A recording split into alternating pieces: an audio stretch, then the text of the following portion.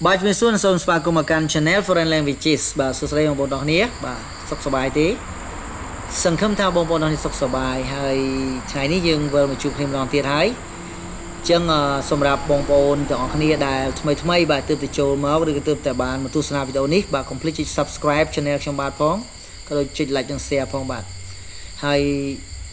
បាទចឹងថ្ងៃនេះយើងរៀនដល់វិញ្ញាសាបាទទី23ហើយបាទចឹងសូមគំថាបងប្អូនទាំងគ្នាទទួលបានអត្ថប្រយោជន៍បាទពីការរៀនមើលវីដេអូក៏ដូចជារៀនធ្វើលំហាត់ជាមួយនឹងខ្ញុំបាទអូខេដល់ដើម្បីកុំឲ្យខាតពេលយូរយើងបន្តជាមួយគ្នាជាមួយនឹងការចាប់ផ្ដើមលំហាត់ទី23របស់យើងបាទលំហាត់ទី1បាទអូខេចឹងយើងមើលដល់នេះមកយើងមើលទី1គឺមានដាក់ bird got a rope បាទចឹងចម្លើយមាន have បាទមាន can មាន his និងមាន has ចឹង bird នេះគឺជាមនុស្សប្រុសម្នាក់ណាបាទហើយមានពាក្យ got បាទចឹងគឺអ្នកនរនេះទៅប្រើប្រាស់ has ហើយអ្នកនរនេះបាទ has bird got a rope បាទតើ bird មានខ្សែពួរទេលំហាត់ទី2បាទ number 2ប្រាក់អាយបាទ the prime minister speak very carefully ចម្លើយមាន heard to បាទមាន heard បាទមាន listen to និងមាន overheard ចឹងចម្លើយយើងមួយនេះតោះនេះ listen to ណា I listen to the prime minister speech very carefully បាទអញ្ចឹងខ្ញុំបានស្ដាប់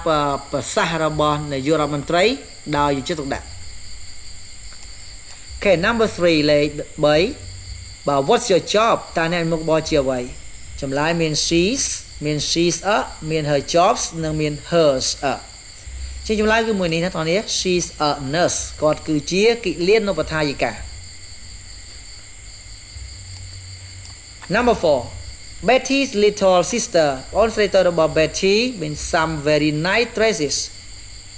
ចម្លើយមាន have បាទមាន has មាន is និង are ចឹងនេះគឺទាំងអស់នេះយើងយក has មកដោយសារ sister ម្នាក់ណាចឹងស្មើ she ចឹងយើងប្រើមួយ has ចឹងបងស្រីតូចរបស់ Betty បាទមាន robe ស្អាតមួយចំនួន Okay number 5 លេខ5 What's the radio this morning បាទចម្លើយមាន about បាទមាន at មាន on និង with ចឹងយើងចម្លើយមួយគឺ on បាទ what's on the radio this morning តើមានអ្វីផ្សាយនៅតាមវិទ្យុបាទព្រឹកនេះ Okay លំហាត់ទី6 some people eat meat បាទចម្លើយមាន do never មាន ever មាន don't ever និងមានពាក្យ never ចឹងយើងយកពាក្យ never តែម្ដងណា some people never eat meat បាទមនុស្សមួយចំនួនមិនញ៉ាំសាច់តតែសោះNumber 7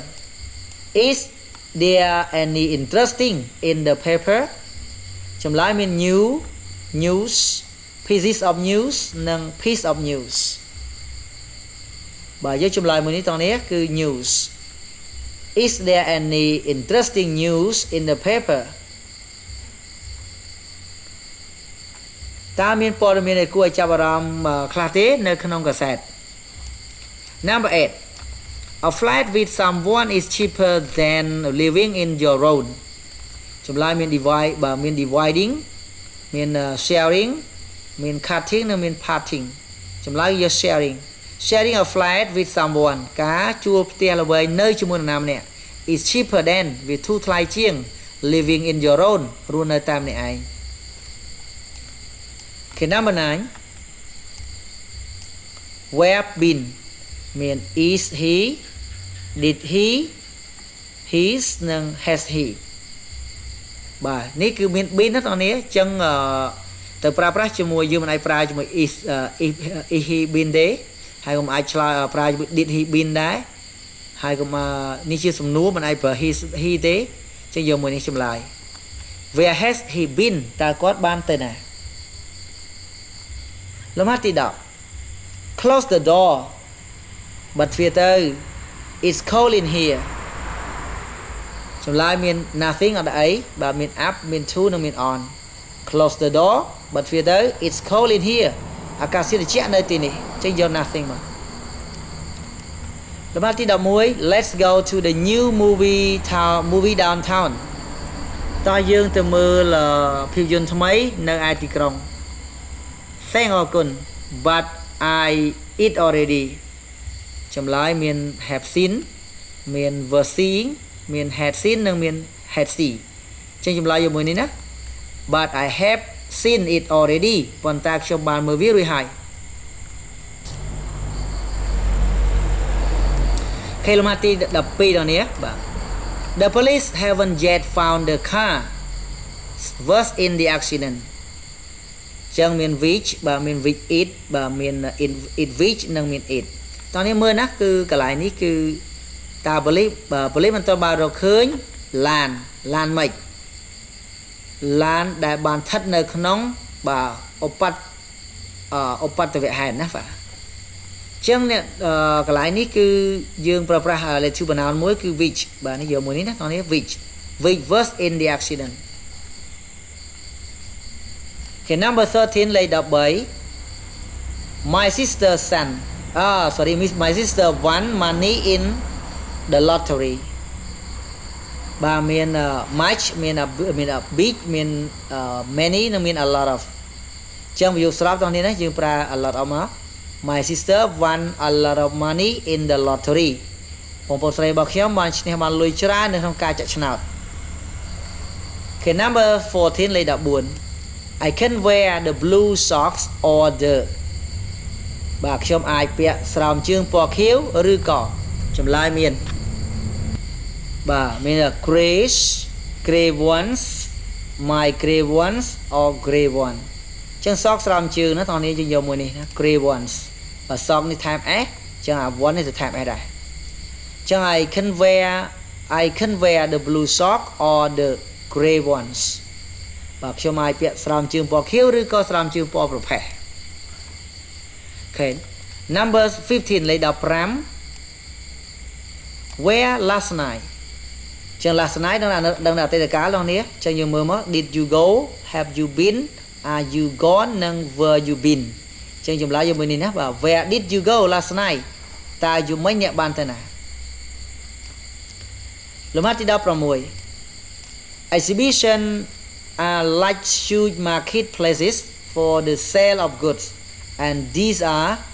often called trade fairs ការតាំងពិព័រណ៍គឺដូចទៅនឹងទីផ្សារដូចជាកន្លែងផ្សារធំសម្រាប់លក់អីវ៉ាន់ហើយទាំងនេះជាញឹកញាប់បាទត្រូវបានគេហៅថា trade fairs ជាងបកថាពិព័រណ៍ពាណិជ្ជកម្មចឹងចម្លើយមាន most of បាទមាន agree បាទមាន a great many មាន a great deal of និងមាន many ចឹងចម្លើយយកមួយនេះ most of 17 don't slow down មាន walks មាន walk មាន to walk និង walking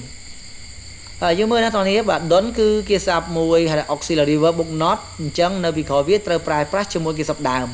អញ្ចឹងយកមួយនេះ don't walk slowly កុំដើរយឺតពេកOkay, number 18 លេខ18 Mary and Jane to the film society every Saturday ជា Mary និង Jane បាទទៅ film society រៀងរាល់ថ្ងៃសៅរ៍ចឹងយើងមើលដល់នេះរៀងរាល់ថ្ងៃសៅរ៍យើងប្រើការ present ណារៀងរាល់ចឹងវាមាន have gone មាន go មាន goes និង is going ចឹងចម្លើយយកមួយនេះ go to the film society every Saturday Okay, number 19 លេខ19 How much tall are you tall you are tall are you ចឹងយកចម្លើយមួយនេះគឺ how tall are you បាទ how tall are you តើអ្នកមានកម្ពស់ប៉ុន្មាន Okay number 20 លេខ20 Mr. Brown is the landlord បាទ we rent the house បាទ Mr. Brown លោក Brown is the landlord គឺជាម្ចាស់ដី we rent the house យើងបានជួលផ្ទះចឹងមានចម្លើយមាន who បាទមាន whom មាន from whom និងមាន from who និង from whom តើដល់នេះយកចម្លើយមួយណាបាទចម្លើយយកមួយនេះដល់នេះណាគឺ from whom Mr. Brown is the landlord from whom we rent the house បាទគឺជាម្ចាស់ផ្ទះដែលយើងបានជួលផ្ទះពីពួកគាត់បាទអូខេយើងចង់ដឹងថាតើចម្លើយរបស់យើងត្រឹមត្រូវឬអត់ចឹងបងប្អូនទាំងនេះសូមតាមដានមើលទាំងអស់គ្នាណាបាទឆែកចម្លើយទាំងនេះបាទនឹងទាំងនេះបាទយើងមើលទាំងនេះបាទចម្លើយគឺត្រឹមត្រូវទាំងអស់ណាបាទគឺ20លើ20ដងណាទាំងនេះអូខេបាទចឹងយើងទទួលបានបន្ទុកពេញគឺ20លើ20 អរគុណច្រើនបងប្អូនទាំងនេះដែលបានតាមដានទស្សនាណាបាទអញ្ចឹងយើងជួបគ្នានៅវីដេអូក្រោយទៀតបាទហើយទីទៀតយើងនឹងជួបគ្នាជាមួយនឹង grammar ម្ដងណាបាទហើយខ្ញុំនឹងត្រៀមដាក់វេយ្យាករណ៍ខ្លាំងៗបាទសម្រាប់បងប្អូនណាដែលចូលចិត្តតាមដាននិងសិក្សាបាទហើយក៏មានវីដេអូស្រាលតាក់ទងវេយ្យាករណ៍ស្រាលតាក់ទងទៅនឹងមេរៀនផងដែរអញ្ចឹងខ្ញុំនឹងរៀបចំជូនគាត់ថាយើងត្រូវការពេលវេលាបងប្អូនទាំងនេះចឹងសូមបងប្អូនទាំងនេះធ្វើការជួយ like share និង subscribe channel ខ្ញុំដើម្បីជាកម្លាំងចិត្តបាទសូមអរគុណជម្រាបលាបាយបាយ